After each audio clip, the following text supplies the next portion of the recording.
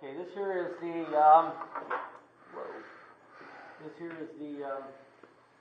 jigsaw right now. This here is just like a bandsaw, but it's a handheld bandsaw. All right, now we're just going to clamp this to the table before we cut it. Just quick clamp.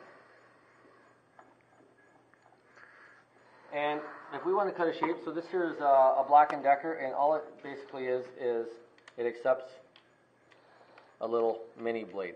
And if you were to start it, you just push the lever. Now if we want to cut a shape, this here you don't really need relief cuts because the blade is nice and small. Unless it was a really sharp curve, I guess you could use relief cuts. But right now, we just want to cut this line with this handheld tool right here. So you want to make sure the base is nice and flat on the board, and make sure the cord is away from the blade so you don't electrocute yourself like Corey Peterson. So you put it in between your leg, put the base on so you can see.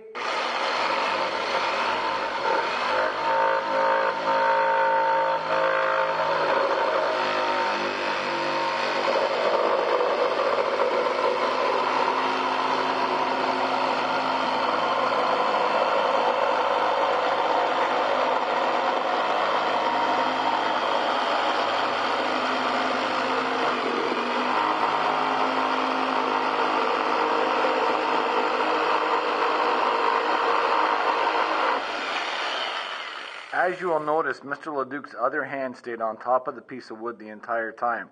Do not try and hold underneath the piece of wood because that's where the blade is working. And once again, like we said, always wear safety glasses for protection, safety boots, and when you're finished, put it back where it's supposed to go.